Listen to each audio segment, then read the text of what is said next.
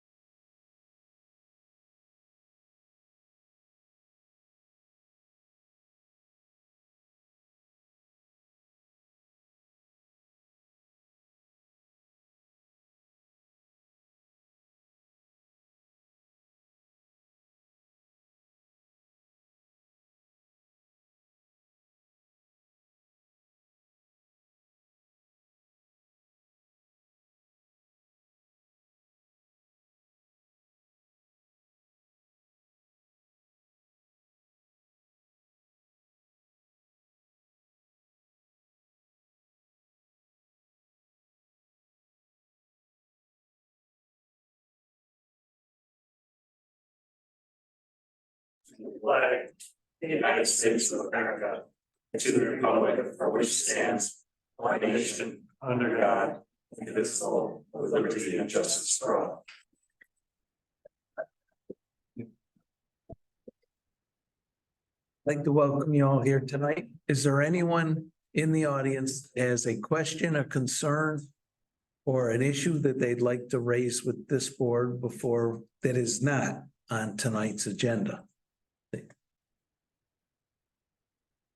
Okay, with that, I'll ask the clerk to take the roll. Supervisor Michael Anko, Here. Counselors Workshop, Here. Clee Hood, Here. Dueling, Here. Daniel, Here. Chiarenza, Here. and Alex. Here. Okay. I'll start with the agenda. Actually, I'm gonna skip the smoke shop moratorium. We're gonna reschedule that, right? Do we need a resolution to authorize this? Reschedule to 3/25. Okay, I'll entertain a motion. You said this from Council Mannion, second.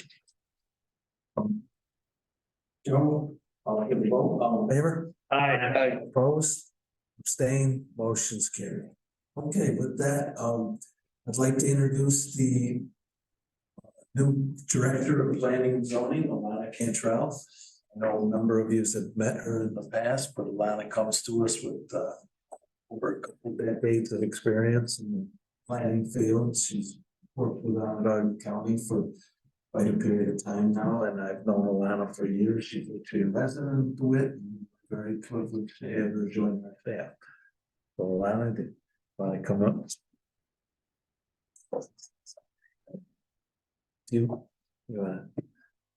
want to just say a few words about yourself? So as I just said, I've worked for the county, for county planning for over 20 years now. And I do live in DeWitt. I was on the DACC a million years ago. And that's where I met Joe.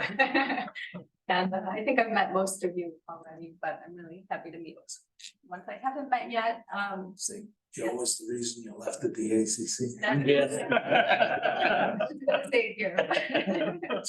But I've also volunteered, on the sustainability plan committee and comp plan committee in the town.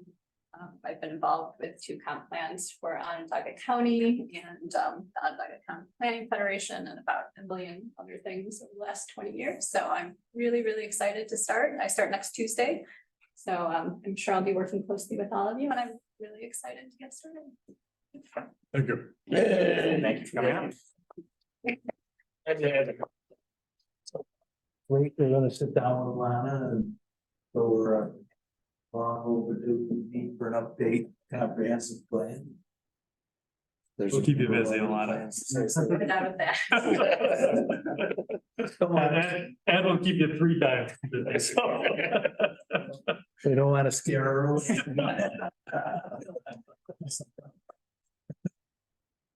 Thanks again.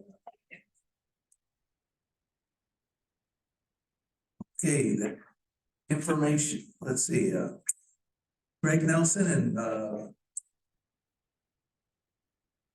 town engineer Doug Miller with L keys. Yeah, sure, yeah.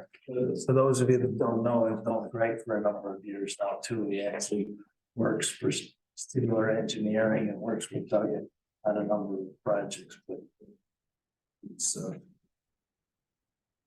Rochester area, so we brought him down here to meet this for this presentation. So over the last few months, we had a little committee. It's been Rocco, Greg, myself, Robin and Ben. So we're here. Hey, Jason. So we're all here tonight to just give you an overview of looking at the meter program in the water department. We brought in 3 main vendors. I'll let Greg talk because he's got a little bit more detail. But we've had 3 main vendors that we've spoken to, Neptune, Master, and Census. We've looked at the operating procedures within the department. Ben's been very instrumental in telling us how the day-to-day activities work, the idiosyncrasies that he goes through. And then Robin has been able to share the administrative procedures and the trials and tribulations that she's been going through. So we've met pretty much on a monthly basis over the last few months. And I handed out the technical portion of what we put together. I'll turn it over to Greg to go into the details. Just kind of line by line. If anybody has any questions, I mean, just ask us as we're going through. And then I don't know, Ben and Robin, if you want to add anything as we go through, or if anybody has any questions, they've been really instrumental. Well, with Rocky's leadership, so. Yeah, okay. We kind of just put together a few bullet points that kind of paint a picture of the existing system, as well as why we think we are looking at a meter replacement plan or project. So as it is currently, there are 8,647 service connections that are metered within the town of DeWitt. Of that, 5,700 are census manufacturing meters, and the other 2,947 are master meters. That can be further broken down. You have 8,089 residential meters and then 558 commercial meters. The sizes are ranging from 1/2 inch to 1 inch for residential, and then 1.5 inches up to 10 inches for commercial meters. And that can be further broken down, just a little background. The typical lifespan for a water meter is about 15 to 25 years. And as you can see from the chart there, over 65% of the existing system is 16+ years old or older. So they are all your meters are reaching the end of their useful service life. And as these meters get older, they become more inaccurate, as well as they start to break down, they get jammed, they start to leak, things like that. So we are starting to consider a replacement project. As far as the current reading process, we want to get Ben involved to kind of touch on that, Doug. I can. just go ahead, right? There are a lot of nuances, I think, to the current reading process. Like I said, there are the 2 brands that we have currently, Census and Master Meter. And each has 2 different reading systems. So there are at any given time 4 different systems that are used to read the meters. The process is done via drive-by and physical reading of the meters, and it's done. Billing is done for residential on a semi-annual basis, and I believe commercial accounts are either 3 months or monthly readings. Quarterly. Robin can speak to that too. The way that it is set up is the system is broken up into 6 cycles that are done on a monthly basis. And each cycle can be done in typically 1 to 2 weeks if there are no major disruptions or issues. But just from speaking with Ben, he has issues that he has to troubleshoot on nearly a daily basis. So it's becoming a labor intensive process to get these meters right. So if you look at it, Ben can speak to it. When you look at how the meters are read now, Ben has a series of antennas on the truck.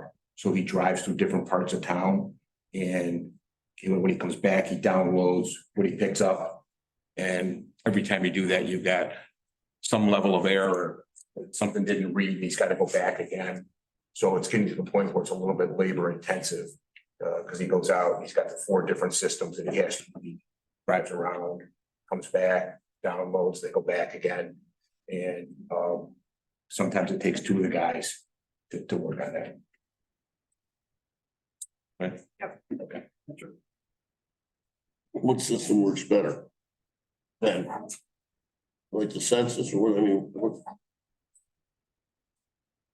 There's nuance to that too. Would you like me to stand up here? Not a straight answer, I don't. Yeah, I mean, you're on the field, you know better than anybody, you're on the. Yeah, I mean, as hardware goes, I enjoy the Census a little bit more as far as software goes. When Master Meter works, it works well, but it has a much shorter lifespan than Census. And I've had a lot more technical issues with them, I would say.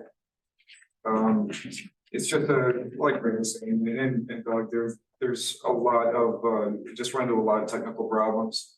I'm trying to teach 2 of our new guys right now how to do it, and it's, as I'm doing this right now, I realize how complicated and just convoluted the system has become. It's outdated, and because it's outdated, things have tried to be compensated for as far as new software and everything. And it's just made things all the more difficult to learn and to do day by day. Yeah, it's very difficult teaching the new guys. They're picking it up as best they can, but I can show you the binder that I have upstairs. It's about a 60-page binder of the basic instructions. So it's yeah. So a lot of work. Robin, you're working well with Robin, Pardon? working well with you also, I'm sorry, I didn't hear you. working well with you. Yeah, I mean, I can confirm that the billing is kind of a nightmare. A lot of the times you'll have to go back out 3 or 4 times just to go back and do another round of readings because it's just not uploading, or we're second guessing it. We're not sure. We want to be 100% sure that the bills that we're sending out are accurate for the residents. So Yeah, yes. Do you get, consumers calling or ask about discrepancies, major discrepancies. Almost daily. We had one today that was, yeah, almost daily. Especially right after the bills go out, we'll have a whole bunch of phone calls. Then we spend the month trying to figure out what's going on, sending these guys back out, to see if we can do repairs, see if they can get another reading. And then sometimes we have to adjust the bills if the reading was wrong, and never ending. Thank you. So just to add to that. In 2023, the town purchased 1.24 billion gallons of water from Aqua in the city of Syracuse. However, they billed 1.08 billion gallons, which represents 159 million gallons of non-revenue water, which is about 13%. So, I mean, there's various reasons for that, but it could be a lot of things like actually the meters, leaks in the system, flushing, things like that. But all that kind of paints us or pushes us towards this project that we were looking to do, which is the advanced metering infrastructure system. And that basically consists of new residential and commercial water meters that employ ultrasonic technology versus the mechanical meters that we have currently, which are kind of away from the industry's moving towards this ultrasonic.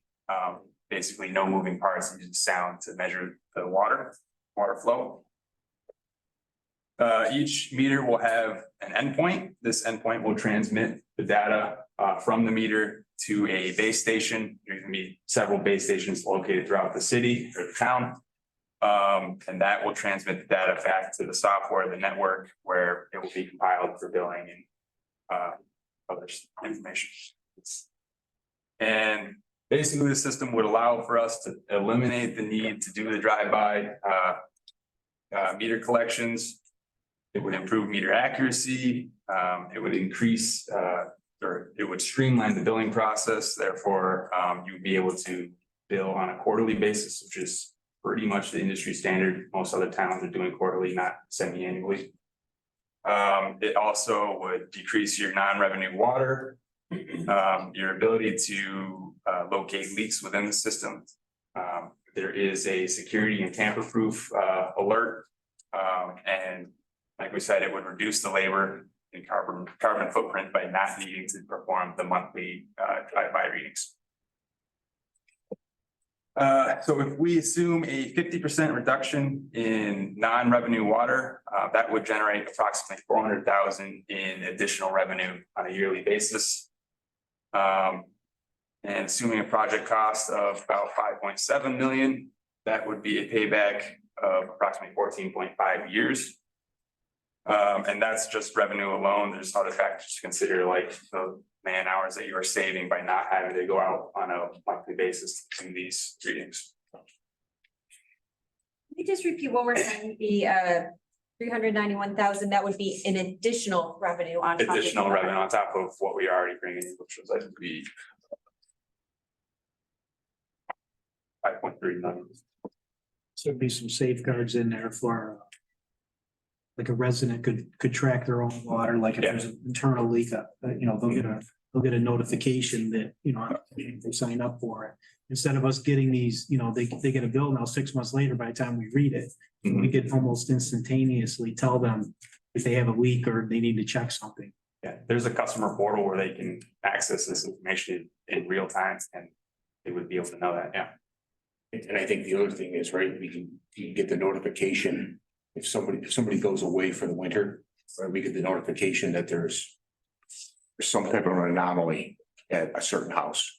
So that people don't have the damage and then the monetary damage, and we aren't in here saying, well, we had to give a one-time waiver for whatever water we lost.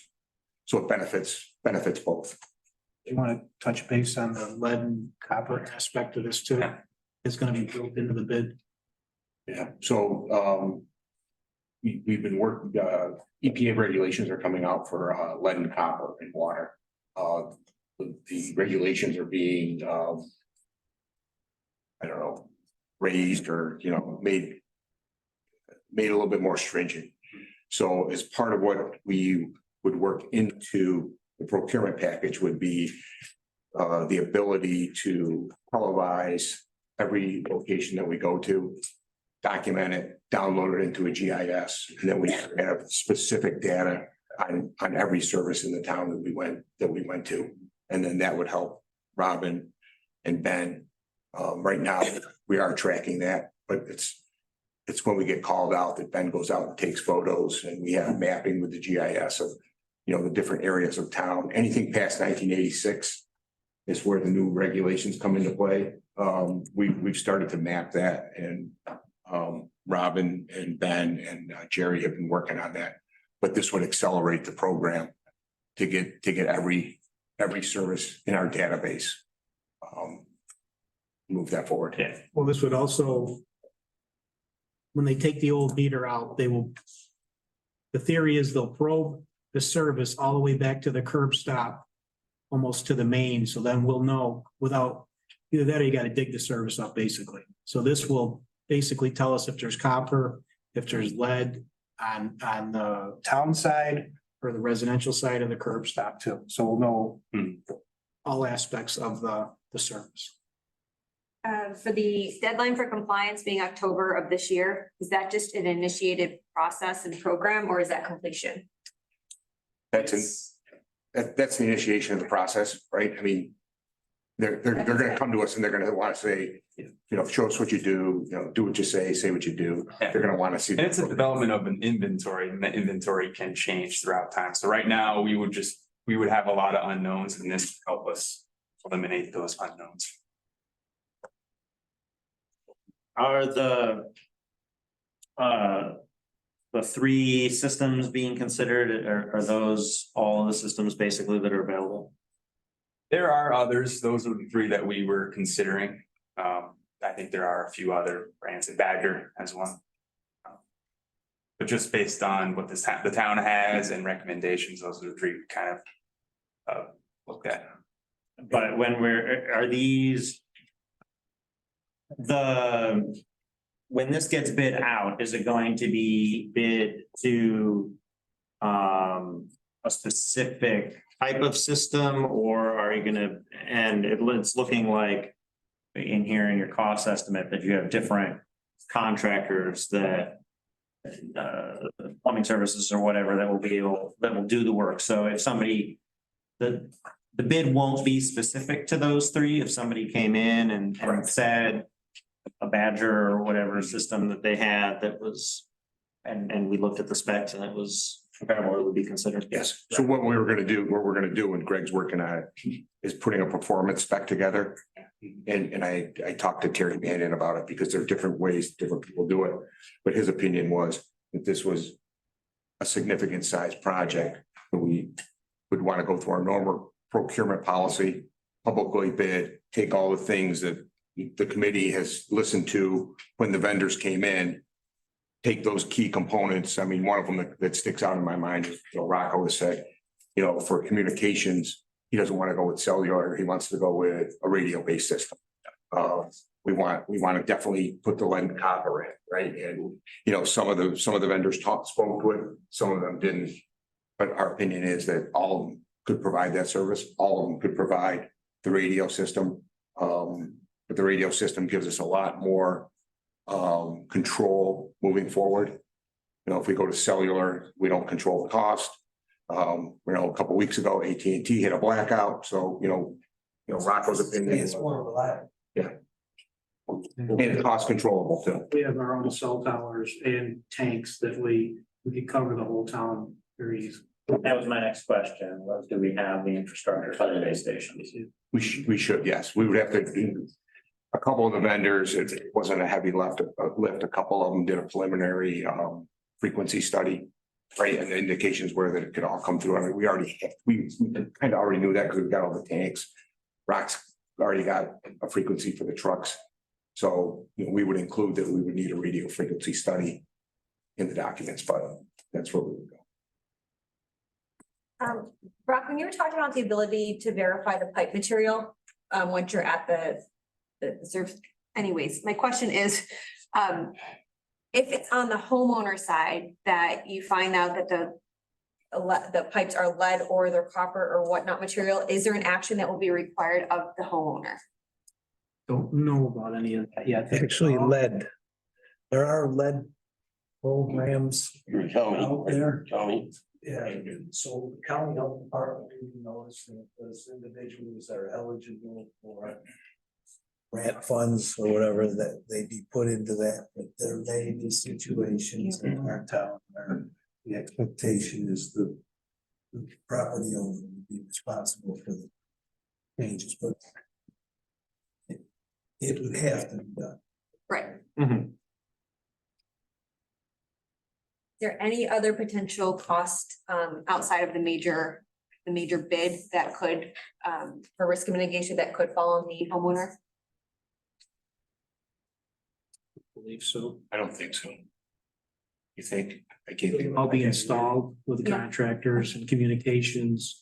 And that's one thing we'll put in the spec is they're gonna, make all the, right, we'll probably do an initial letter, I would think, out of our water department. And then it would be up to them to notify the residents and set up a time, Thank you. Do we have any understanding if we have any lead pipes within the town? Sure we do. I'm sure we do. We do. A lot of them have been remediated already. The older ones? Yeah. Whole system, No, is it We have an old system. The town- old skinny the Atlas. town or the homeowners that you think? are- Depends on what side of the curb box I think we're gonna fall on, you know what I mean? And there is currently a lead copper program. That the town mandatory has to We don't serve. comply with. It's generally been in compliance. Why would the city been like dealing with this for the past 30 years and not really doing anything? Actually, our oldest neighborhoods from a water feed system is our neighborhood system. Anything adjacent to the city of Syracuse that's fed through Syracuse is the older part of our system. The village is old, but that's Aquas. And then all our subsequent stuff is like areas to the north and south, which has. Do we know what system Aqua is using right now? As far as meters? A lot of Neptune. I thought it was Neptune. Yeah, it's mostly Neptune. Is it? Yep. Does They it still work- have, they still have quite a few census ones though. does it work for them, the Neptune system? Do they like it? Do we know? Did we talk to Aqua? We did not talk to Aqua. Robin did reach out to some different municipalities. Robin, you can talk about what you found, Robin, for feedback. Yeah, I phoned a town with each system. They all had different varying degrees of happiness and reasons they were not happy.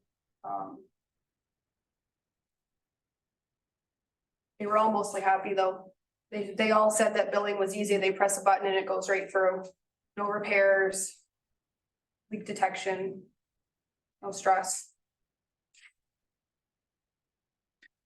And the intention would be to replace every single meter, even the ones that we've replaced in the last couple of years, right? Right.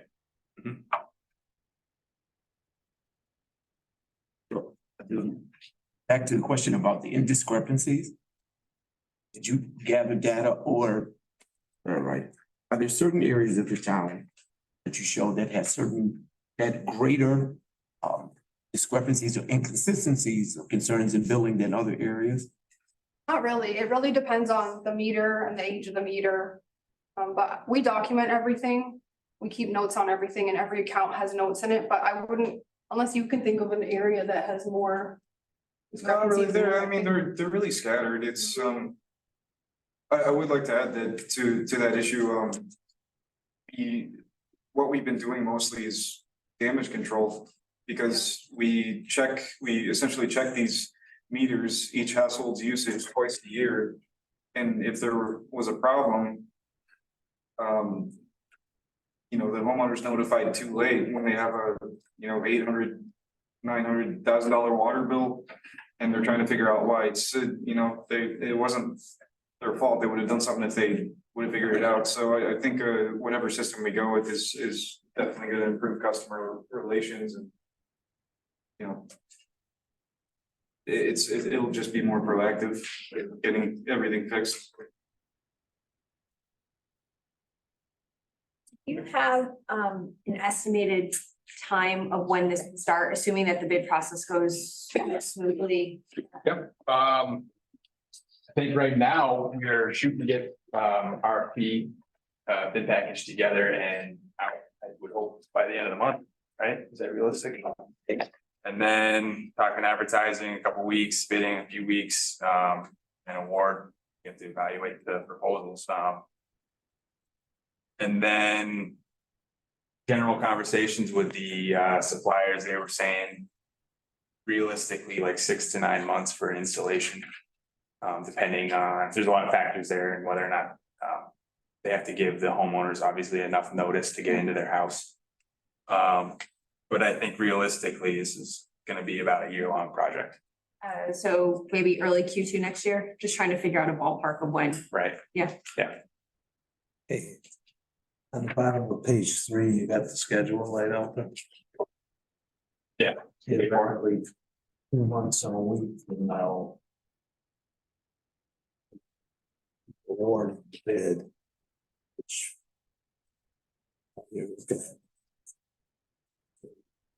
June 1st. If it's 6 months, could finish this by the end of 7 months would be by the end of the year. Yeah. But these are, I mean, almost all of the meters will be internal to a structure, so doing the process throughout the winter wouldn't be a problem either. It's not weather dependent or anything. Right, I don't think there's too many fit applications. There's been Right. series of pits, meter pits, but I mean, they could do that. Most of them are in a house, in a cellar. If there was an issue that those would it be possible to like prioritize bits or whatever, in better weather. Probably. If any of the houses are found to have lead piping, would that just be a program project in the future when the ground's diggable? Yeah, that would, and again, that circles back to the lead and copper revisions. Yep. Step 1 being creating that inventory, and then step 2 is we have to develop, when we identify the lead service lines, we have to develop a replacement plan. So we'd have to put something in place for that. Is any of this considered increased sales to greater efficiency of the meters? You say $391,000. Is that the number that you're estimating, or is due to inefficiency of the system? Yeah, I think due to inefficiency, that was a ballpark based on, right now you're at 13% non-billed water. Right, you're saying 50% of that, so we're saying roughly 7% of our water is due to slow meters. The other, Pretty safe. yeah, I think it's a conservative number, because the other thing we've talked about is, and Robin can probably speak to this better than anybody else, but the amount of homes that get the minimum bill.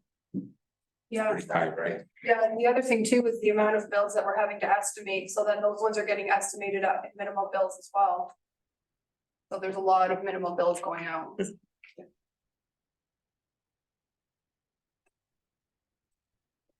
So that 391,000 could be a low list. Yeah, absolutely. That was the other question I had. We talked about with the meters that we have now, their current life, being 15 to 25 years with the new ultrasonic, does that change? They are mostly, I think it depends on the manufacturer, but a lot of them are warranted for up to 20 years. It's still in that window, But there's a warranty there in general. but there's warranty. There's a warranty. Got a question for Doug. Doug, would this program stop the current program that we have with residentials when they come in and say, you had double water in the building, that shows how they corrected it by hiring a plumber to fix it? It should, Jack, yes. Stop that? Because it would give us a higher level of efficiency. If there's an anomaly where, somebody's got a toilet running or something. My understanding is that it would shoot a flag up to the administrator's office. And then the administrator could reach out to that homeowner and say, hey, just an FYI, we're seeing that you're using a little bit more water than usual. Is there a reason for that? And they may say, yeah, I filled my pool this year, or geez, no, thanks. I'm not even at home. I'll send somebody over to take a look at it. So that's one of the things that we thought, right? So it helps the homeowners and it helps us conserving water. And gets the bills a little bit more into line. We would have to have a cutoff date on that program, based on your progress with this program. Yes. I don't know that it would necessarily, I mean. We could, I don't know that it would be necessary. I think with this program, if there should be no way that somebody would. So like our policy is they gotta be 4 times their normal usage. I don't think it'd be possible for somebody to get 4 times their usage unless they were ignoring it. Yeah, well, I think there might be circumstances where we leave the policy in place, but my guess, the practice of actually applying It won't come through, yeah. But I could see something where, let's say somebody went away for a period of time and they were on a different continent or something. We contact them, left a message or an email, whatever, but we didn't talk directly with them and they didn't find out. And they come back to a catastrophe or something. What? You can miss something. Yeah, Yeah, yeah. I wouldn't have a problem. I like leaving the policy. Right. We failed to notify them or something. For whatever reasons internally, they'd still have the policy. Would it set a red flag in Robin's office then, or where would it? Yeah, Robin's gonna get a red flag. Yeah. But if we don't connect with that property owner, the property owner then is, let's say they have a catastrophic break. It only takes a few hours to fill your basement with water. It's way beyond your bill, right? Yeah. So they have a washing machine hose break in their way, right, or something in their basement fills with water. They may want to take advantage of the policy. Do any of these have a client side, a resident side interface? Where they can view their own usage in less than a billing cycle? Yeah, I believe they all I do. think they all You do. know, that- Okay, because that, I mean, so like relating this to the power, like I just got a new National Grid electric meter. Meter. Yeah, the smart meter, that's okay, send me an email, I can log in and look at my, electrical usage throughout the day or across days. Being able to do something like that for people's water usage, and if that's something that we can offer them. Yeah. As well. Yes. It's definitely a modernization of the system. The other thing we talked about is coordinating it with the town software, right? The Tyler system. Yeah. Right, so that everything goes seamlessly. And then, I mean, Robin, you can probably speak to what it takes to get the bills out now. Right, it's voluminous, Yeah, it's crazy. it's crazy, right? It'd be nice to press a button and just send them out and then carry on with other more important things. But if we got, right, I mean, if the town were to get this program in play, then and everything runs smoothly, then Robin could delegate it to staff, and then she could spend her time on regulations and other things that are higher level, that would be a good place for her to spend her efforts. Right? Yep. Same with Ben, I mean, Don't need to be driving around the town every 2 weeks.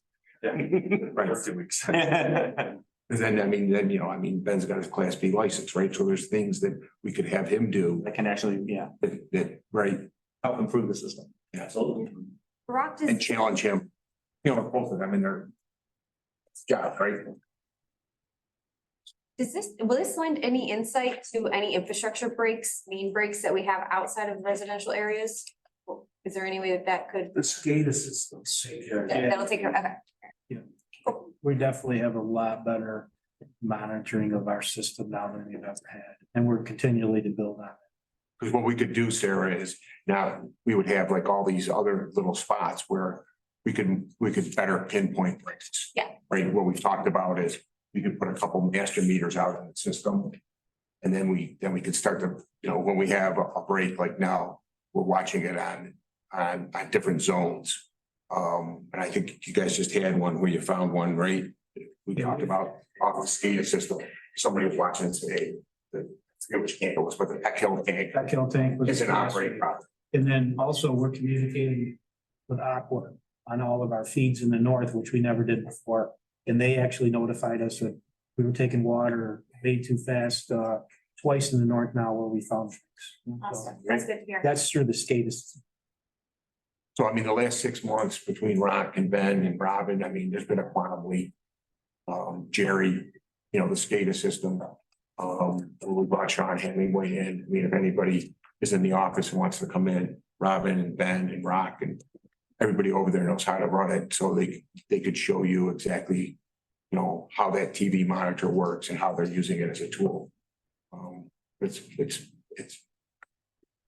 been a good thing these last few months. Sounds like a great program. Oh, yeah, thank you. And really, I mean, the input has come from the people that are using it and. You know, Greg's been able to take that data and boil it down to Rock wants us to come in and tell everybody where we are and what the next steps are. Do we have any idea if there's any grant programs out there that we might qualify for to implement this kind of system? You check on that again. Not like common though, or it's not a. You know, we've been pursuing some of the water programs. The general, We can chase it. we'll apply again. I mean, part of the environmental facilities corp grant programs and the priority list and so on, but the general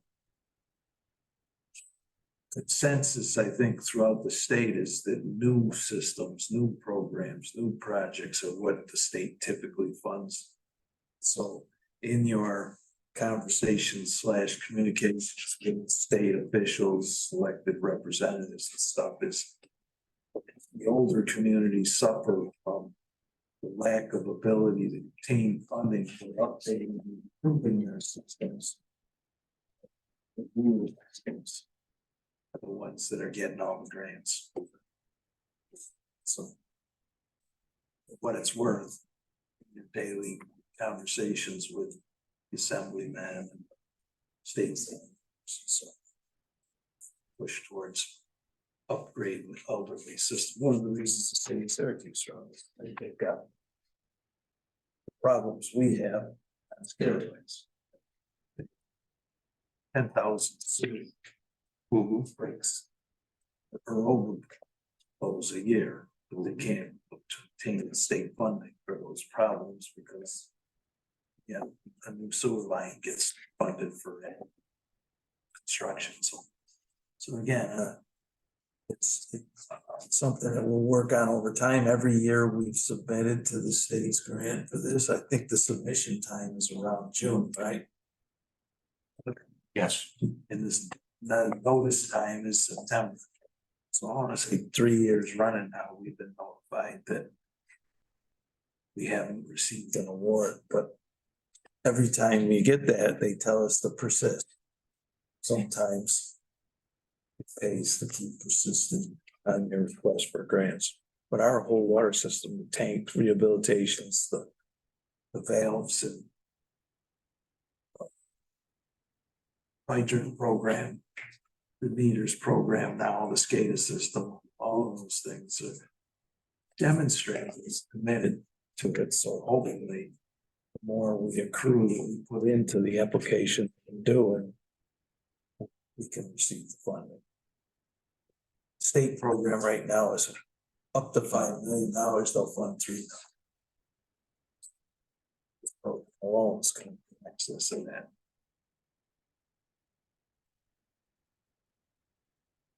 Any other comments, questions, anything you want to add? That's pretty much all right.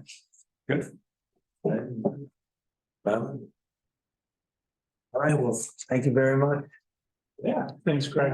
Thank you. Thank you. Thank you. The intention is to come back next week and ask for authorization of bid. Or when did you think that was? Are you looking for authorization for 30 days? Okay, I think you can have that now. That's right there. Pete. Okay. Air. I'll entertain a motion to authorize the engineers to prepare the bid. Bernard, a second from Jack. I'll call for the vote. All in favor? Right. Opposed? Same, motion's carried. Thank you. Good job. Good job. Okay. Yes, Jump to your portion of the agenda.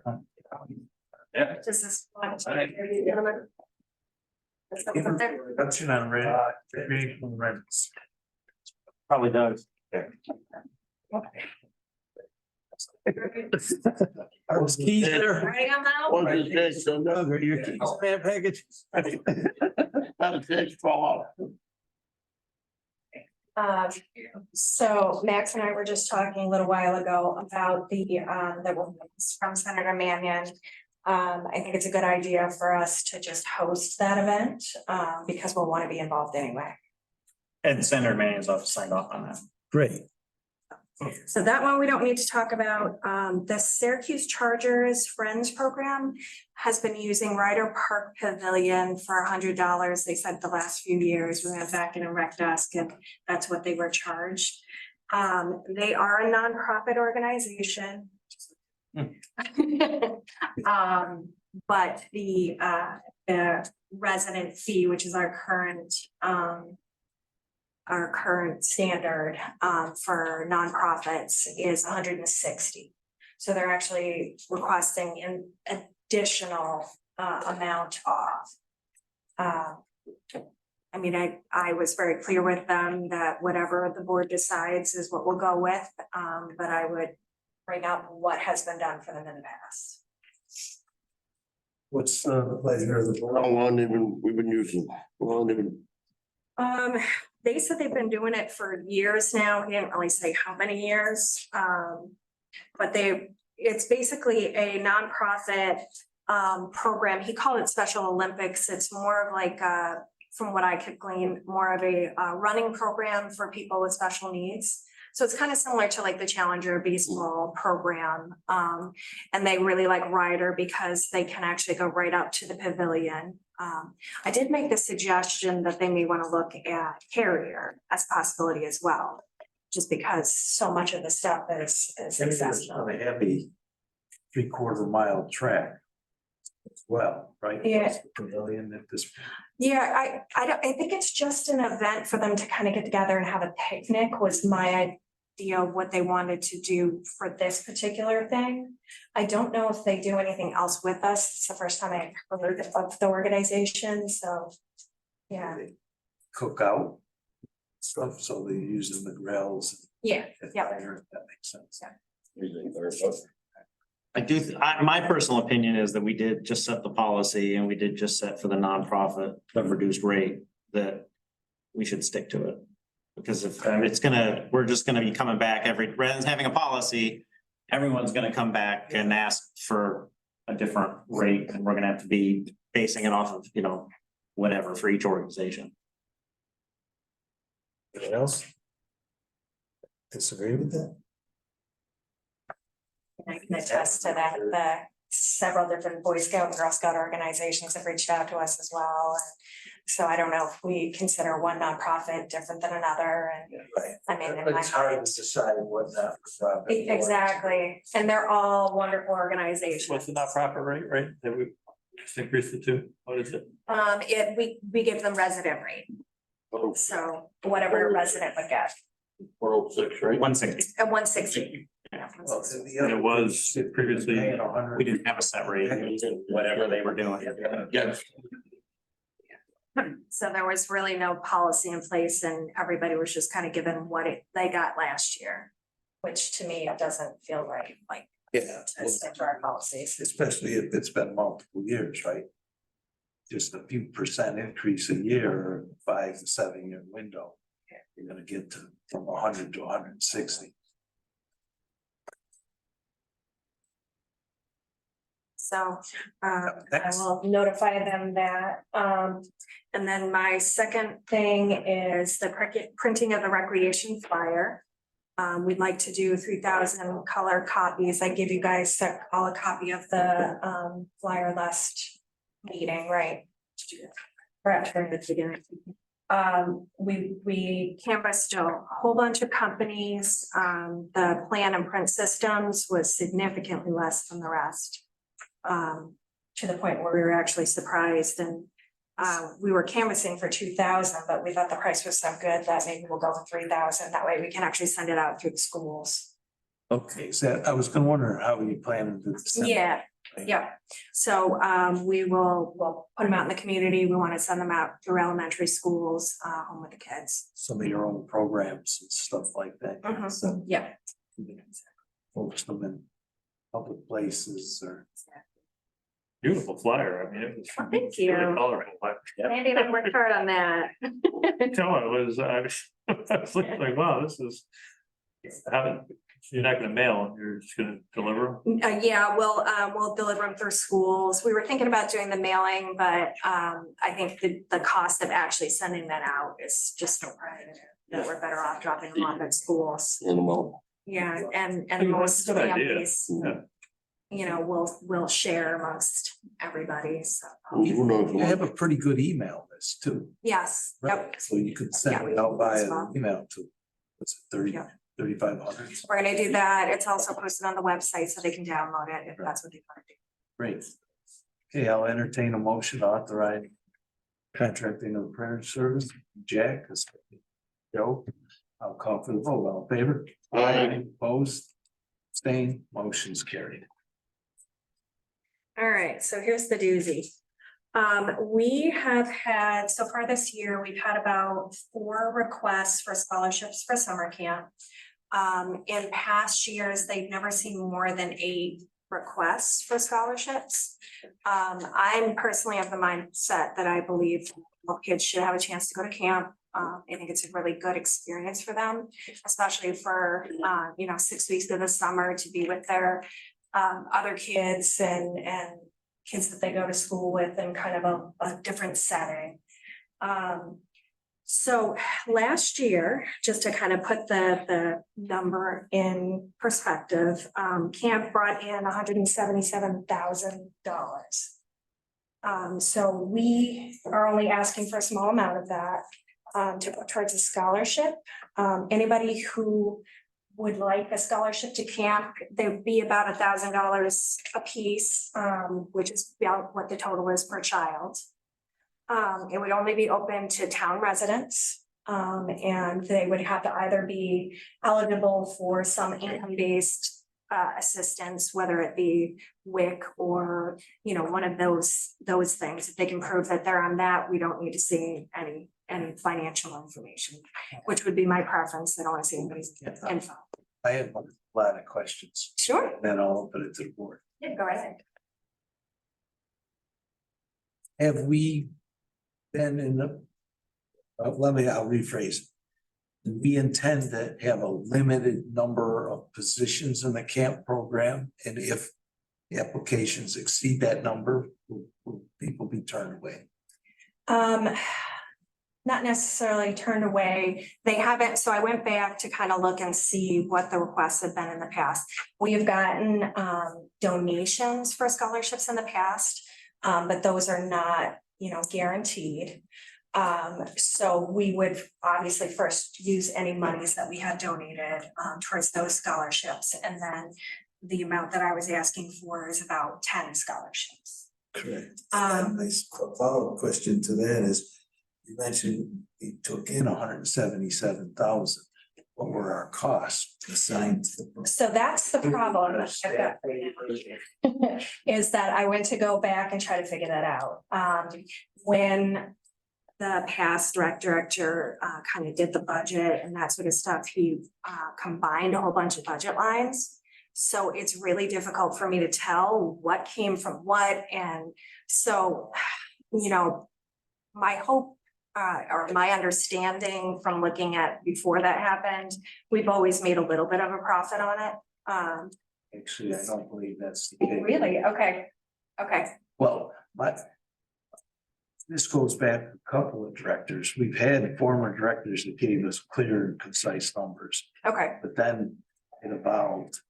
And recent directors, there's been, and I think this board's been in opposition of denying anybody's attendance. Yeah. Both the before and after school program and the summer day camp program in the past several years have had limited numbers of slots. And then people have been denied based on not filing or making application on by a certain date and or not enough room at the location that was offering the day camp. And then this, in the last couple of years, it's been very hard for us, budget committee and board members to identify costs versus expenses. But I do know when one of the, I think, motivations for lumping was that all of these programs were so that as membership was being restricted. Okay. Cost camp councils, renting of locations, trips, whatever the program elements were. Yeah. Total costs were in excess of the total revenues. Okay. So there's been a constant pressure from the board to increase costs. Yeah. I mean, we did increase the amounts this year, but we did give families a little more flexibility. Because I mean, I have 3 kids myself, like it's expensive to have care for them in the summer. And reliable care and to know that they're, you know, in a safe place. So and we have the ability to pay, like I can't even imagine being somebody who really can't afford to send their kids. So, you know, it's. Last and final message, and this is an area that I would be more than happy to support you. I have too many things in a day to actually do this, but I'll deliver the message if you choose. But the Friends organization has, as of the last few years, solely devoted itself to Carrier Park.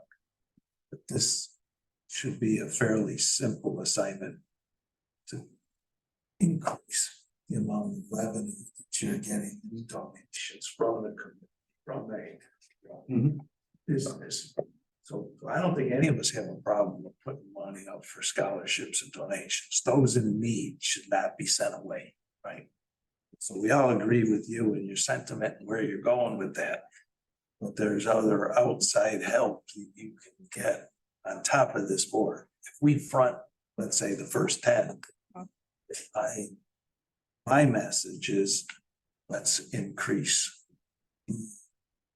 requests for sponsorships and donors that would help offset those costs. I mean, as far as I'm concerned, the more the better. When it comes to kids, especially those that, you know, are not able to pay for it, you know, they deserve the opportunity. Yeah. So, you know, I will always make room for that. Open it up to the board. I'm sorry to. No, that was the first thing that came to my mind too, was that this seems like a great opportunity for you know, or businesses, organizations in the area, a very clear opportunity to be able to donate and sponsor some money for scholarships. And so I think it would be worth a little effort, whether it be out of the Friends, but even out of the department to go and try and solicit some donations. And like I for said, that. we do get, it's one of the churches actually. St. Sophia's, I know, has always It's been a long stalwart, Yeah. several $1,000s in this program. Yeah, We have literally tens, if not hundreds of businesses that sponsor. okay, Yeah, set the price for one child. yeah, You know, Okay. send it out to 50, 100 businesses here in DeWitt. I get Sure. a dozen scholarships. yeah, definitely. Yeah. The other just clarification, from one question, so for this summer, do you have a cap on the total number of kids being able to attend, this year? Yes and no. So with giving parents the flexibility to pick weeks, we have some weeks that have less kids. So we can actually open up the roster for, you know, certain weeks because the numbers are low. So, not really. Like, what I'm saying is like, as long as we have our, staff to kid ratio, okay, we can be pretty flexible in terms of that. So. Okay, so at this point, there isn't like in past years of presenting, it's like we're going to offer camp for 500 kids this summer. Yeah. That's not, Well, I mean, Where's two twenty-five is what we have as a limit right now, but in looking, we just opened up last week or the week before last. So we are almost full for the 225 that we were targeting. However, we realized that some of the weeks we have less kids in there. So we're gonna actually start just targeting those specific weeks to try to get, more kids in. Is the 225 limited by the accommodations of the locations or the staff? The staff to kid ratio. So we're at the DeWitt Middle School, which has a pretty significant space. So as long as we have enough staff to kid ratio, and in looking at some of what I've seen in the past, it looks like we could probably do a little bit more as far as kids to staff, which will bring in more. But again, I think the board's open into increased staffing levels. Yeah, If the budget needs modification because Okay. there's a limit on the number of hires and that's what you presented. Yeah. We had this conversation Yeah. with former directors as well. There was always a philosophy of the department that kind of had to know the people they hired. Yeah, And I mean, I'll give anybody a chance. well, there's others, a lot of the recruiting of this type of Yeah. hire comes from colleges and teachers, and schools. Yeah. And so we've always been a tight knit community between the ESM and JD school district. We didn't go beyond that, Mhm. but there's others through the other school districts, other community groups. Oh, I'm already Fine. canvassing from Syracuse City, which is where I was working last Right, 7 years. So. That, you're gonna find additional hires if you. Yes, Wow. absolutely. Thank you. Excuse me, for the 10 scholarships. The 10 scholarships, so it's for 6 weeks, it's about $875 for a resident to attend all 6 weeks. Right. So we were hoping for 10. They've never seen more than 8 requests. So we thought that was a reasonable number so that, if we ended up getting more one year than another. We also know that we increased cost a little bit this year. Situation went up a little bit. So that was another reason why I wanted to look at the cost priorities. Bernard, any question? Yes. Yes, Did you say that? Yes, campsite is just at the middle school, not at Janesville Elementary, it's just. it's just the middle school, yeah. The 225 kids that they've done the last couple of years there has worked out well. We could look at another site. I was But just, yeah, Well, in the past, they were yeah, Janesville, so now it's just Yeah. all at the middle the school. middle school. Yeah, because the bonus of the middle school is we get to have swimming. Oh. The kids love that, and we're gonna try to get an extra lifeguard this year so we can do some lessons as well. Right. the village runs a program too, and they have a pool. So there'd be the opportunity maybe to work with them on certain days of the week. Sure. Make use of the pool, but Fair. a long time ago. We ran one in, let's say the Park Hill School District Mhm. as well. And so we had a north town, south town, because I think if you canvass the 225, Yeah, it's predominantly Jamesville at the way you're sort of thing. yeah, most of them. We have very little summer programming offering in the north town. Alma and or the other way. There's not a lot, but we used to, that's all. If there's a revitalization of this program, so there's a whole target audience out there that we're not serving. Yeah. And I don't know how far the village extends their program. Yeah, They might be picking up that. some of that actually. Right. Yeah, I'm all for expanding. But there's. If there's a need there. We'll work together too. Yeah, definitely. Sure. Just something with me, I think that's really- Voter authorization on the 10. You have a budget, right? I mean, I'm not quite clear how. Yeah, it's not, so again, I'm gonna start working with Carrie Fusco to kind of look at the budget as it was last year and do some serious modifications to make it a lot clearer. Cause I want to be able to come to you at the end of summer camp and say, hey, this is how much we put out in employees, supplies, like, you know, because for my brain, that's what I. It'd be nice to have some definite answers. Yes, and on top of that, for me, if we are running at a loss, all right, let's figure out how to fix that. Right. But there's no point in hiding it because it's not doing anything in sense. I'm wondering if it might actually be best. If we actually have a policy relating to the scholarship and the board can approve the policy, the process for the scholarship, and then the number of scholarships can just be based out of what's in the budget, a budget line for it. Well, again, I'm of the mindset we oughtn't turn anybody away, right? Resident that qualifies for financial need, right? I mean, I could be wrong, but that becomes the target for what we try in terms of sponsorship. Now, I did submit kind of a proposal for us of what it could look like for the scholarship. And there's also the scholarship form was attached as well. I don't know if it came. It had the scale on it. I didn't scale right. Okay. No, it did have the scale. Oh, it did. Yeah, it had the It showed scale. Scale. And we based that on what the food bank uses for like food support and that sort of thing. Right. Because we figure if you're under that bar, you are considered poverty. So, Right. you know, that's kind of where we need to look at. So again, but I think just thinking back to the auditor's recommendations, that if we're discounting, it should be in a policy. Yeah. So just thinking for that, for this, that would be the priority for getting a policy in place to do it. And then I think it sounds like a great idea. so you want to make a motion to establish a policy at 10 right now? I say 10, no. And then we'll see where it goes. If you end up with 11 applicants or 12, come back to We us. can always amend it. You end up with 20, come back to us. Well, that'll be a good problem to have, frankly. That means, you know, more kids will be able to come and have some fun with us. So. Absolutely.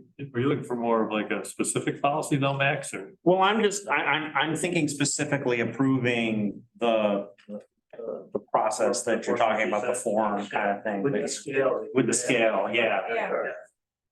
I thought that was good. Yeah, I mean, I'm okay with that. We want to start off with up to 10, and if we need to modify it, come back and. Yeah, I think that's fine. Yeah, but I was impressed, thank you. With the scale and the layout. It's really well organized. Yeah, it was well organized and we haven't seen anything like this here. And it's still about fireworks for Canal Day. That was the last thing I've got. So I was gonna try to do a, you know, canvassing process, but they're frankly the only people that do fireworks in the area that I could find. There's some out of Utica, but nothing local. So this is not the group we've used historically. This is the group, Young Exclusive. How do you? But then there was I used to use them in Manlius as well. They do a great show okay. And About then- the Village of East Syracuse, check with Tom Richardson, to see if they use somebody else. I don't know who he uses, but it's. Traditionally, the village and the town always had two different vendors. Okay. Oh, okay. And then, Right. Yeah. yeah. I don't think so. What was the total cost for the fireworks? 6,000. But we can modify that according to what we would like. That's what you run, 6, I bet. What we've talked about in the past is firing two at the same time, at the same price, and telling them to have a contest. Battle it out. Who would have the best? The guy does a good job, we don't pay. There you go. Exactly. Whoever wins actually gets the money. Oh, jeez.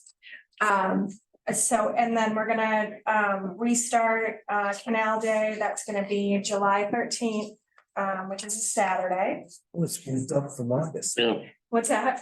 It moved up from August. Yeah, we were looking at the calendar, the yearly calendar, and it just, for all the staff involved, it just worked out kind of better.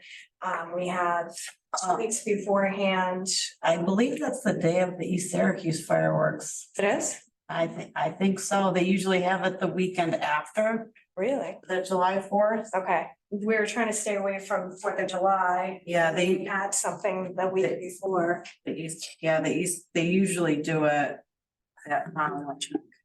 Actually, Mayor Russell started that in like 1973. Yeah. And what he did is he went to the fireworks suppliers and said, I'll take anything that you didn't sell for 4th of July. With all the municipalities, always, and it was always traditionally one of the best fireworks programs in the, because we went to all the fireworks vendors and got the stuff.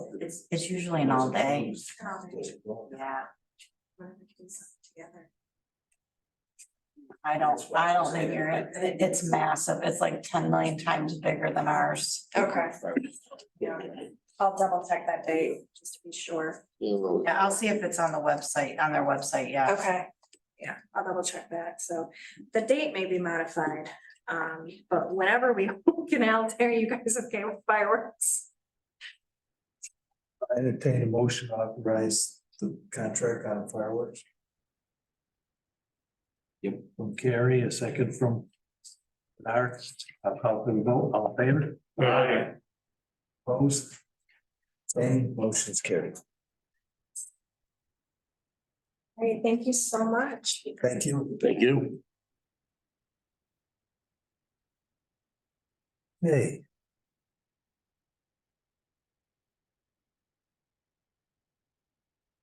The hydrant policy, Brock. So, what we sent to the board, Robin put a lot of time and effort into this, is, we'd like to put a policy and procedure together for companies that use our hydrants, which would be a meter and a backflow prevention device.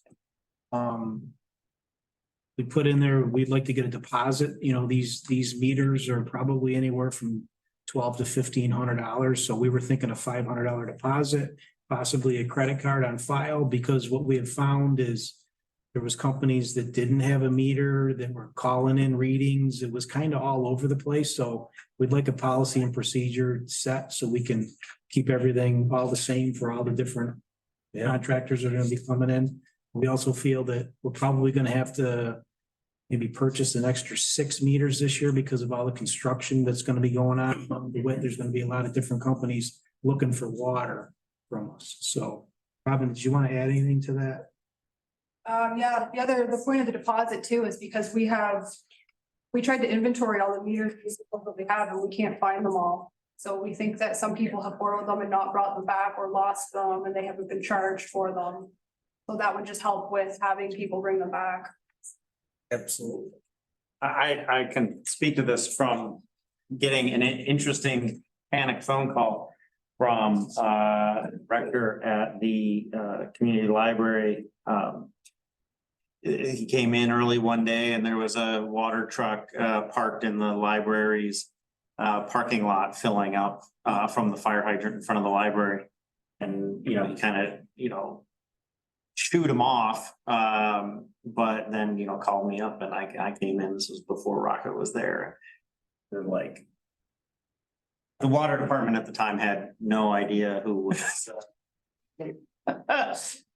whether they had a meter, if they were actually, I'll call them up and make sure they pay for it, but whatever. So I think this is a great thing. And I do like the part that in the policy that it states that they're only supposed to draw water from approved hydrants rather than just showing up anywhere. The library will appreciate that.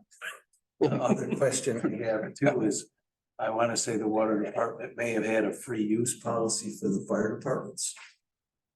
Is that handled under this policy as well? I don't think we've addressed it in the policy, but I mean, DeWitt usually uses water in East Syracuse, yeah. Yeah, how about in Janesville, right? Well, most of Janesville is aqua too up there. Okay. Yeah. That's but that's part, in my mind, that's part of that 13%. Right? And so even if we continue with the policy that the fire departments get water for free, my recommendation is we want to know how much they're taking. We could possibly supply them with meters if you want to charge them. We could do that. Well, I guess for another day, right? It's kind of why I just bring it up at this point. Well, I want the word But, aware. you know, probably metering the water wouldn't be a bad idea, though. Try to get them to meter what they use. Only Help because, with our water loss. right. We have an estimate right now of 13% of water loss. And in some cities and communities that the state's crisis level is 20. Right, but for us, that's considerable loss of revenue.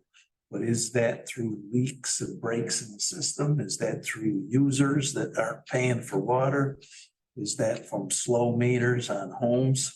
Right now, the older a meter gets, the slower it turns. So if you think you're using a lot of water and you're not paying a lot for it, it's likely your meter is 20 years old and it's not turning. So that problem we're gonna correct. New meters. I could say, we do all sorts of monitoring out of the creek. It's not uncommon for us to find a storm drain that's draining into the creek. It's chlorinated water. What that means is an undiscovered water break that hasn't surfaced at the ground level, but it's found in the storm drain.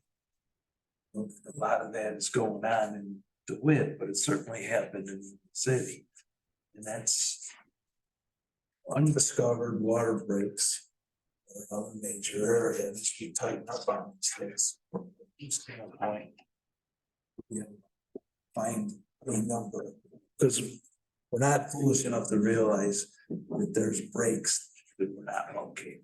Right, and we know that's the case, so where these breaks are occurring, and by a stream or creek or someone's pond or some other use point, we don't know, but we need to tighten up on the use.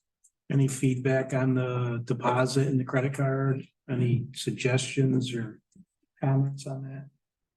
Thought it was good. Thought it seemed great, yeah. So I'll entertain a motion to accept. I mean, how often are people using for our hydrants to draw water? I mean, like, who do? More than you would think. I mean, Yeah. how many are actually paying for it? Not that many. So I think a lot more taking than they're paying. Yes. Is it like 5? Is there 10? And I mean, what's the numbers here we're talking about? Probably had at least 3 or 4 good sized vendors, right? That were calling in readings. I don't know. That we I know can't of. Speak to the past, but we've had 3 phone calls in the last 2 weeks for people that want meters now. So, and there's just gonna be more and more as the season goes on. I think also the word is out now, Carrie, that you can't just hook up to a hydrant. You have to call the office and get a meter. Because we've had a few people that were doing that call in to Matt directly, which we don't want to do anymore. You know what I mean? So we had somebody on Skylar last fall hooked up to a hydrant that we know of. And And how do we actually monitor those? well, that's gonna be the water department and the highway guys to monitor these hydrants during the day. There's nothing to stop Can't. somebody from hooking on. Yeah, I mean, we can't be everywhere, but I mean, honestly, you really have to have a backflow prevention device because if something happens in that system, there's a potential to contaminate drinking water for everybody, and that's what we don't want to happen. You know what I mean? So that's why even the PD has to kind of be involved in this. I mean, they're seeing somebody hooked up to a hydrant, stop and ask them, do they have a meter? You know what I mean? Because it really is a safety issue. Data doesn't pick this up. You wouldn't know if somebody's grabbing. But I think this is something that this policy, sticking to it, getting the word out. And then combined with just whether it's police, the parks, the highway guys, water guys, everybody that's out, you know. Next step 2 is establish a fine for somebody that's taking the water illegally. It's, as you said, it's a health issue, but it's also a safety issue. Oh, yeah, no, I think that's definitely. Stealing from the citizens of DeWitt. Is that something that we can put into this policy, or is that something, Matt, that needs to be in town law, Probably needs to be in the code, in the code? anything that we're doing. But yeah, when we put it in the code, just say that the fee will be established by the board, so you don't have to read. the code. Time. We can put that on a future agenda then. We go ahead and look. Okay, so any other questions? Comments? I'll entertain a motion to, from Matt and a second from Sarah to adopt this policy. Call for the motion or call for the vote, all in favor? Aye. Opposed? Abstained? Motion's carried. Thank you. Owner equipment operator? So we have a retirement the 15th of March. And all I would ask for right now is to post for that position so we can start canvassing for a candidate that I could bring back to the board at a future date. The other questions, comments? Is that a motion from Sarah? Motion. Okay, I have a motion from Sarah and a second from Carrie. I'll call for the vote. All in favor? Aye. Opposed? Same, motion's carried. Water truck purchase. So the old water truck purchase is brought up again. So we sold a 2012 that was in very poor condition, wouldn't pass inspection last fall. And currently, we have a 2004 van that the guys are using sparingly, and we have a 2014 Ford in poor condition, a 15 Ford, which is in overall good condition, and 2018 Chevrolet pickup that Ben actually uses all the time. So what we'd like to do is we budgeted $100,000 for 2 pickups this year, and we got the low price from Burdick Chevrolet, Buick GMC, and Cicero. And the price for 2 trucks, $51,462.50 each, at a total of $102,925. And if we move forward with this purchase, I will probably come back to do a budget adjustment of $2,925 from a different line. Because like I said, I only budgeted for 100. These came in a little bit more than I because of the price increases. Will you be getting rid of 2 of the trucks? Probably keep the van for a spare, and then this will bring us up to actually, no, we probably would auction that van because we would have 5 vehicles. That's plenty. And then keep the 2014 Ford for a spare and an alternate vehicle. Because there's 5. Okay, so just getting rid of the van. Yeah. That would probably offset for $2,000. Probably, yeah. But we got 3,500 for Correct. a 200-year-old bus last month. So, so maybe, but I mean, maybe we can hold off on the budget adjustment until after the. Yeah, let's see what it. Okay. You need authorization on the purchase, but then will you need Correct. authorization to auction the van? I'll come back to you for, Okay. yeah, maybe in the fall. We're gonna have to wait till we get these in service. Right, before we okay. sell that. Yeah. All right, I'll entertain a motion. Jack, second. Joe, call for the vote. All in favor? Aye. Opposed? Abstained? Motion's carried. Thank you. Town board minutes. 26th. I'll make a motion. Okay, motion to carry and a second from Bernard. Call for the vote. Favor? Aye. Opposed? Abstained? Motion's carried. All right, request to cancel, April 22nd, which falls on Passover. It's the privy of the board. I mean, that's so far out. If we need a special board meeting, we Just make it up, write it up. Yeah. have a motion from Joe, and a second from Bernard. I'll call for the vote. All in favor? Aye. You're not ready. Canceling or not? Yes. Max's face is saying we're not. No, it's okay. I think canceling that one way or the other is fine, but I was gonna bring something else up about it. Okay. Okay. Thank Thanks, Ben. Thanks, Robin. Thanks, Robin. Thanks, Robin. All right, so anyways, I think we just passed the cancellation of.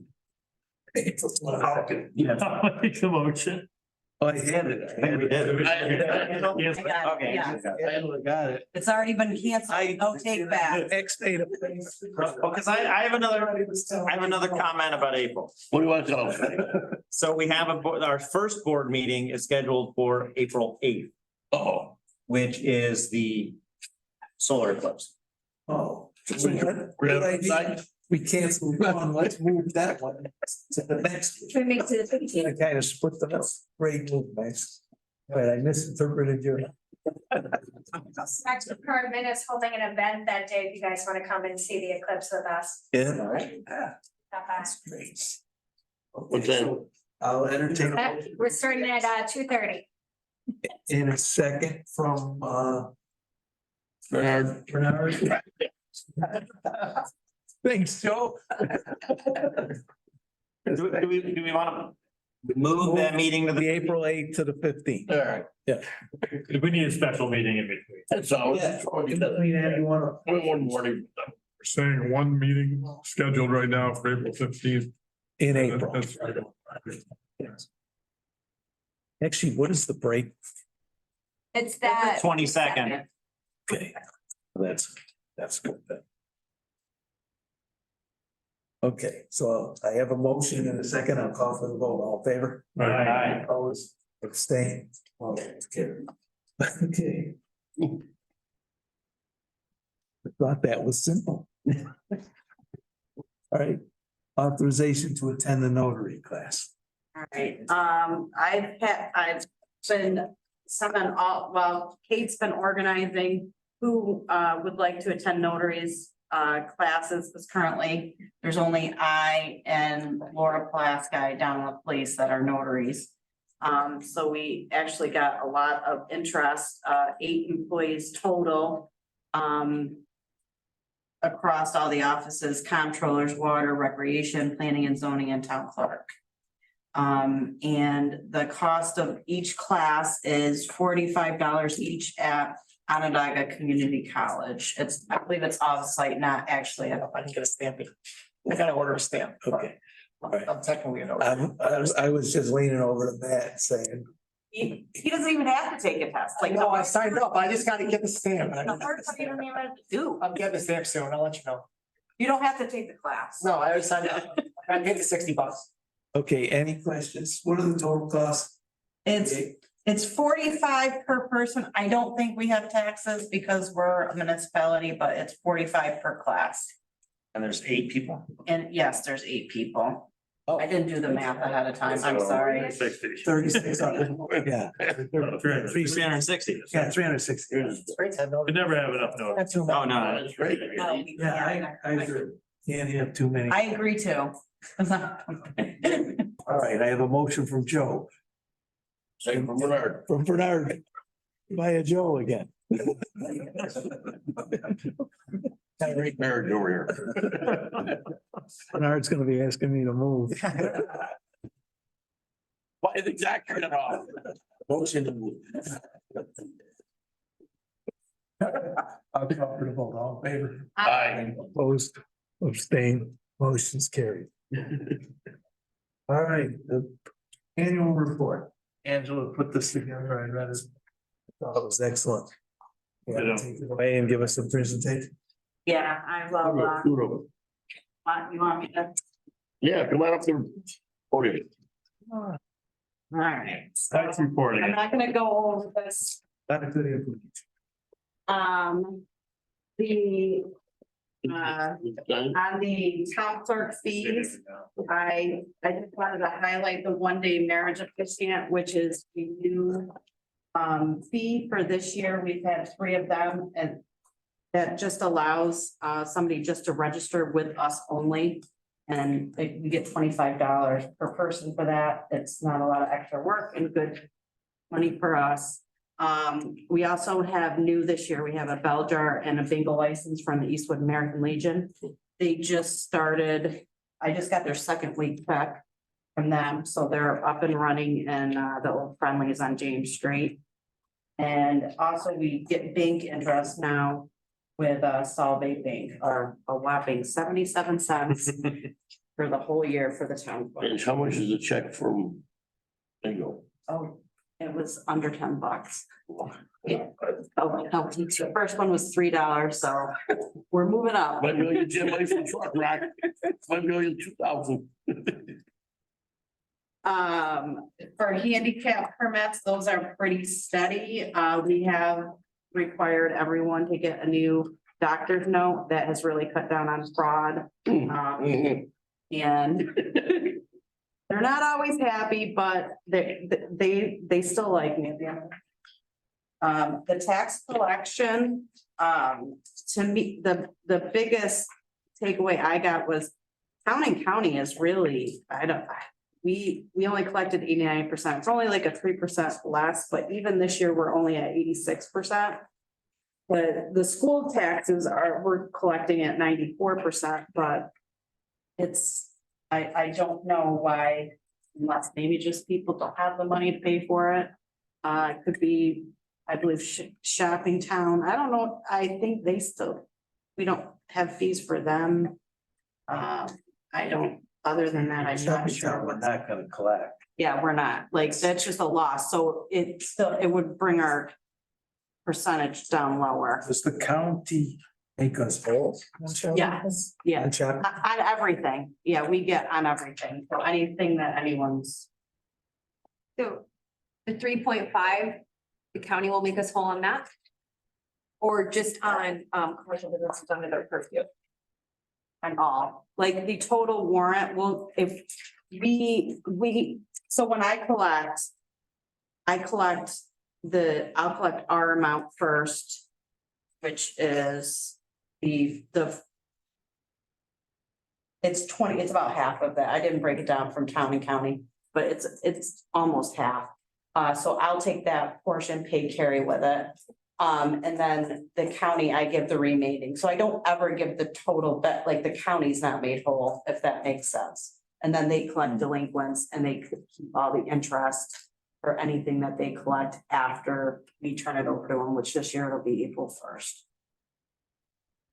So then those delinquents then become the county's issue? Yes. Oh, okay, Yeah. great. So we always get made whole. And then in That's what I mean, okay.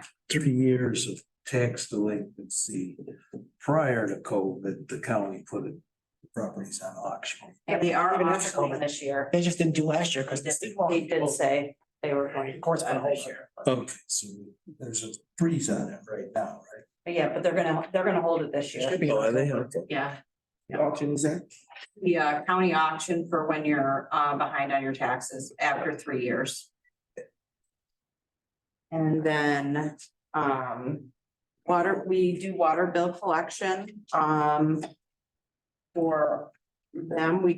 They implemented the new program with the credit cards, so that has reduced our work significantly with the credit cards because we are used to have to type in each credit card payment ourselves, but now they automatically get updated. And then credit card payments, those are steadily rising. There are fees with each of them varying between 2.45 and 3%. And my budget I included.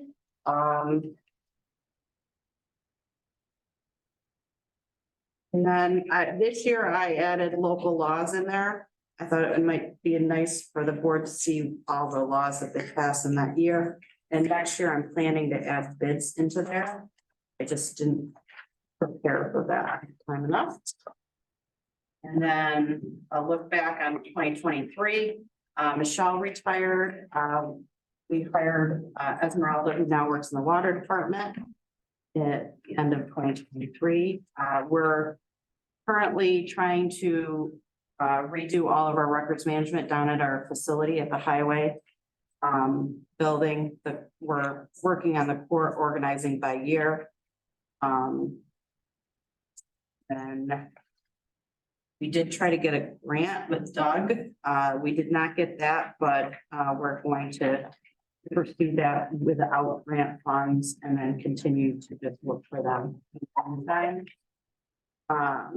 We purchased Civic Plus, which we just started using with the town board, and I'm working on the planning board right now. And Matt is planning on using it with the ZBA, and Chase is going to be using it with the police commission. I also plan on implementing it with the department heads. And I believe Carrie's gonna use it for the budget committee as well. And then I created the office management drive that Carrie Fusco, the comptroller, and Matt and I all share, and that has all of our policies and procedures, our grants and our contracts. And I've made indexes for the grants, for the contracts, and I've made indexes for the policies, and I also made a printout binder for all the policies of the town. And then we're gonna be doing beta testing for online dog license. They just called me this past week. So that's gonna be up and running very shortly. And that will allow people to get their notifications through email. And that is about it. And my goals are listed. I've got 5 of them. I actually finished a couple of them already. But I just hope to keep improving and doing things to make it easier for myself and for the public. And if you guys have any questions, I suggest. Dog license beta into the goals, and you gotta have your goals. I know. I was like, well, maybe I should add a few more, which I probably do. And I did do I did receive my grant for IMC. I got 725. Thing I want to add that I'm extremely appreciative of it, but Angela's given me the name of the contracts. And it was excellent document. And on top of that, it's really neat of education. I've been here 25 years and I've never really seen a comprehensive view of all the contracts we have. We are deep in contracts.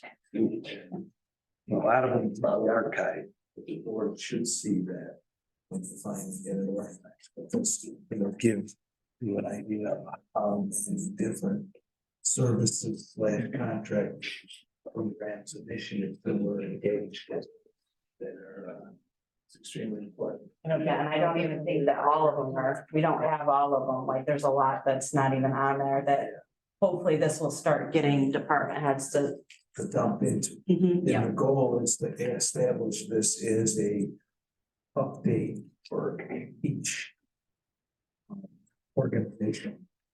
So that the board is aware of what's coming up during the course of the year, the renewals / preparation of bid packages and all that type of stuff gets into a regular schedule.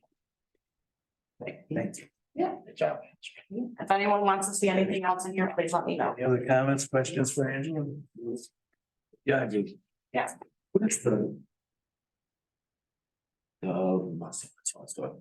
Like the 1 day, where the 1 day marriage officiant, someone can come in and be authorized to do wedding for that day or period of time? That couple, it has to be somebody that got a marriage license at Town of DeWitt, but if, yeah, like Joe could come in and say, I want to marry Bob and Mary, and they pay, basically, they give us money. And then we issue them a paper that says you can now do it. Is that to compete with web services that offer the Yes. same? Basically, All right. you don't have to go online. It becomes. And I think to make it easier, because they figure that if you're, it was originally intended for the money to go to the state, but then the state said, we can't fund. They just didn't have the manpower. The judges, they already can do it. Yeah, that's what I'm saying. but Yeah. Can we collect from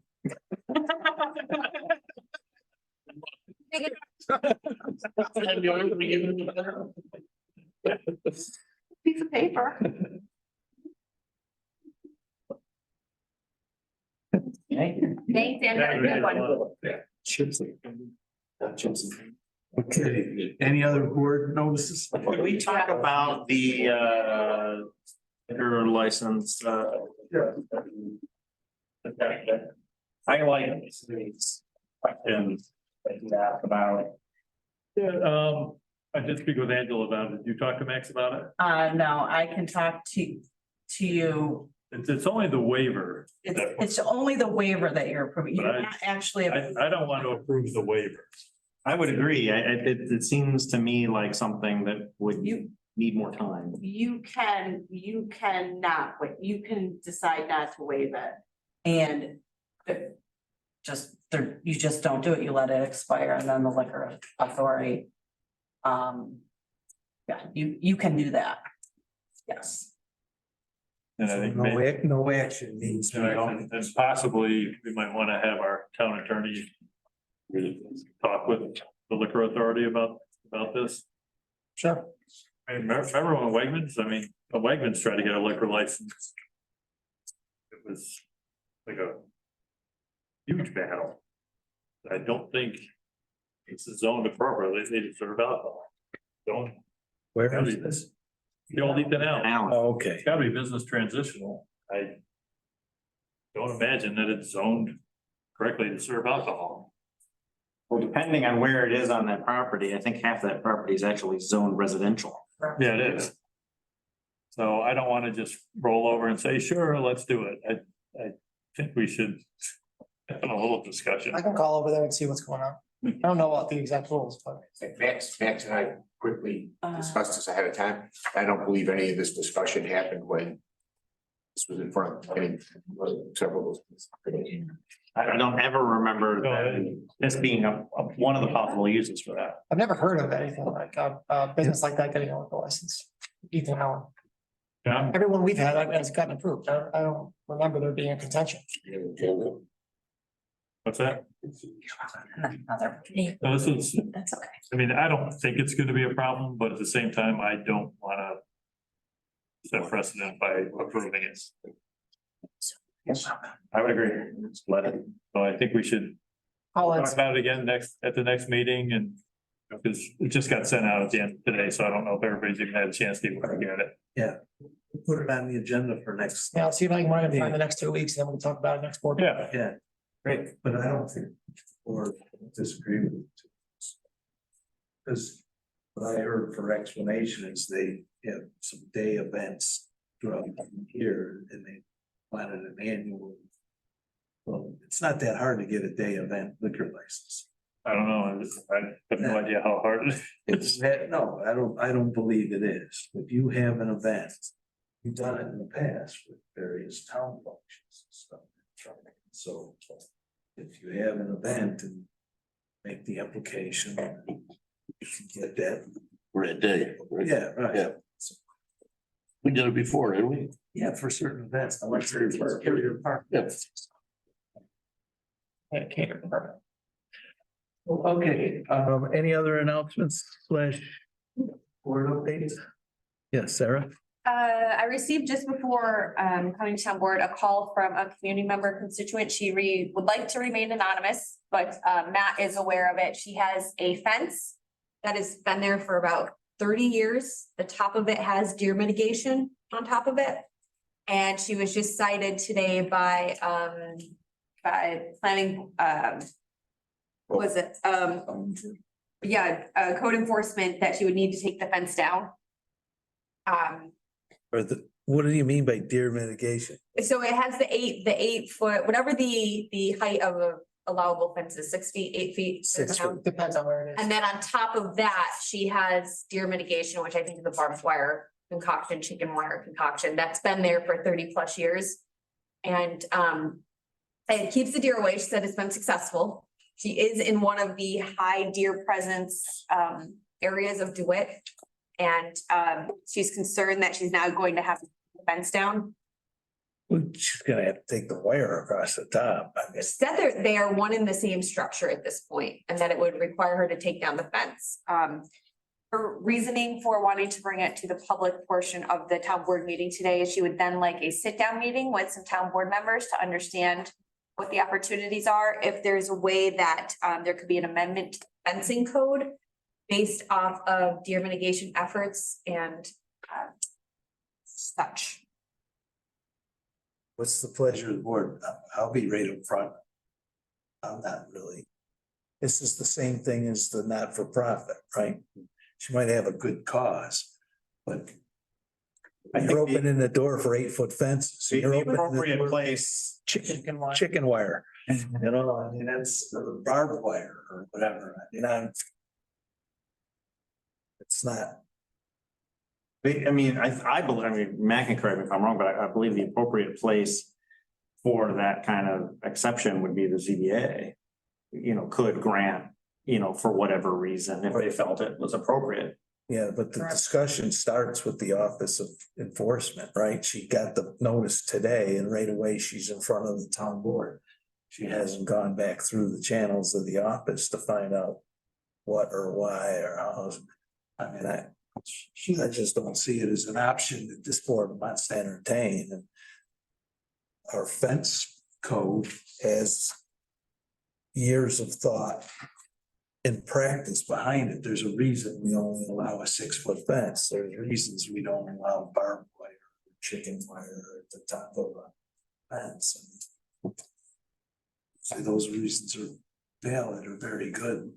I'm willing to defend those reasons. And somewhere there's a neighbor looking at barbed wire or chicken wire or whatever, and And going back and forth with Matt, I don't know the exact what the situation is, but it appears there's only one person that has visibility to this fence, as it's been for the last 30 years.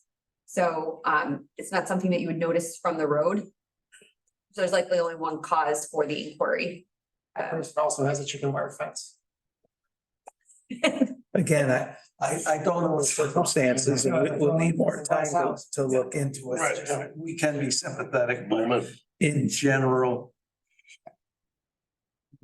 you know, we would lean against, it's just like with business, right? We have restrictions, we require buffers, we require fences. And we side on the side of the neighbor. There was an instance on Genesee Street where someone had a fence and the 3 neighbors behind them were fine with the existing fence, but you don't know how long those neighbors are gonna stand. And so the planning board made a requirement of the business to do something because this is the only opportunity in front of the planning board for 20 years, right? So there's somewhere a neighbor behind a barbed wire fence. It may not be the same neighbor next year. So for us to forgive the removal of barbed wire this year doesn't mean that's acceptable for the following neighbor. I can go through 100 scenarios, but everywhere that I've seen deer problems, a fence was mitigated. The deer had to take the path of least resistance. So 4-foot fences, 6-foot fences typically stop a deer from jumping the fence because there's plenty enough food outside the fence and plenty enough pathways for the deer to migrate without crossing the fence. So a 7-foot barbed wire fence is not necessary. Okay, I'll pass it along. If anybody disagrees with that, I'm more than willing to entertain or discuss. Oh, should they be contacting Doug, you, or Alana, here's your new job?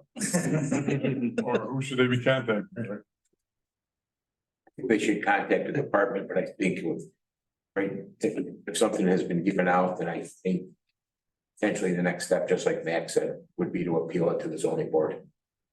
Right, the codes officers made a determination, you don't like it, you appeal it. I don't know what you think, Matt. I don't know all the It specifics. was pretty clear. I don't think the zoning board would go that way either, but. Right. Could you make an argument that it's not an existing condition? It hasn't changed it in 30 years. It's older, his mobility issue. No, I'm not trying to be hard on the fences, but I mean, it's clear it's out of compliance in multiple ways. Okay. 8 feet tall, and it's the wrong material. It's pretty clear in the code what the materials can be. It's not the only one in town, so if you want to be consistent with everybody, who's got it. Okay, so my point of information, if the code says that there's a regulation based on the fence, why would, and Sarah responds, what the code is. Why would there be someone else that she need to speak to? What variance would they then be able to give? The variance would say that I can have an 8-foot fence. But could that department individually, be it zoning, be it planning, whoever, give the variance and say, I can have an 8-foot fence with the wire? Administratively. Okay. The department couldn't do it. The department just says no. Yes. Like the appeal to the board. If you want to take it to the next step, then thank you. The only recourse, and this is where the individual's coming out of the gate, is asking us to change the law. Right, that's our authority, but we don't have any Correct. authority to tell them, yes, you can break the law. Right, but we can change the law on your behalf if we felt the law was unfair or improper or whatever. Exactly. And I So think, my point then is, once the information, the response has been given, there is no redress thereafter, other than to come to the board for consideration of change. correct, Okay, correct. all right. Any other updates? With that, I'll entertain a motion to enter executive session. Motion from Joe and a second from Carrie. I'll call for the vote. On favor? Aye. Opposed? Abstained? Motion's carried. All right, give me 1 minute before we go. Funny, you stuck it out. At some point in executive session, could we have Nice to see you in town hall. a lot of conversation on the email you sent right before the meeting? I know what? That might be posted.